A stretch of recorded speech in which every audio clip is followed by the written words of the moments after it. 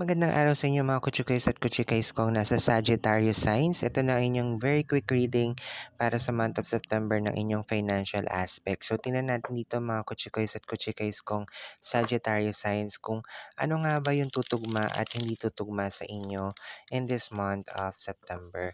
And ang masasabi ko lamang dito mga kutsikoys at kutsikays kong Sagittarius signs ay take what is only resonating with you at huwag nyo na pong i-take or i-ignore nyo na lamang po yung mga hindi nagre-resonate sa inyong buhay regarding sa situations, lalo na po sa financial aspects.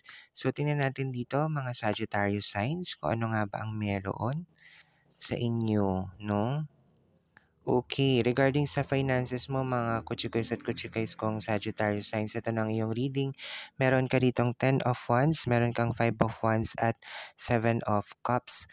No? So nakikita ko sa inyo, ang ilan ay maaaring makaranas or maka-experience ng pakikipagtalo or conflict sa ibang tao, maaaring dahil sa utang, no? Dahil sa pera, kasi meron ditong mabibigat na sitwasyon or mga bagay na hindi angkop or ah, naayon sa mga sitwasyon or pagkakataon dahil maaaring ilan sa inyo nakahiram ng pera, hindi na nabayaran or nakalimutan na, tapos kaya nagkakaroon ng pakikipagtalot or maaaring mabibigat na sitwasyon, maaaring maraming utang, gano'n, tapos hindi nakakapagbayad.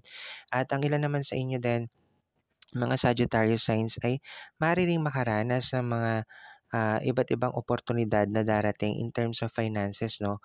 Maaring nandyan ay may mag-offer sa inyo ng trabaho, ng magandang salary, maaari rin naman kumita ng mas malaki kung nagbi-business, no? At maaari rin naman na mga opportunities, no, na dumating na may malaking income kahit sa mga simpleng paraan, no, or mga bagay at sitwasyon. So pag-isipang mabuti mga Sagittarius signs kung ano nga ba yung paglalaanan natin ng pera or financial aspects natin as of the moment.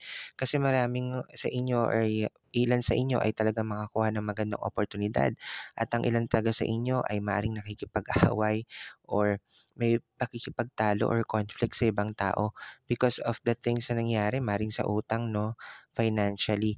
Kaya nagkakaroon ng ganyang sitwasyon. Pero kung ikaw mismo Sagittarius signs ay matututo na mag-impok, magtipid at mag-spend wisely ng inyong pinagkakakitaan na finances everyday or pera sa araw-araw, ay matututuhan nyo din na ito'y ilaan sa mga dapat na paglaanan tulad ng bill ng kuryente, tubig, or ano man pa mang mga bills yan, no, na nagkakaroon ng due date. So again, ito yung nakikita ko so far sa inyo mga Sagittarius signs at blessed be sa lahat.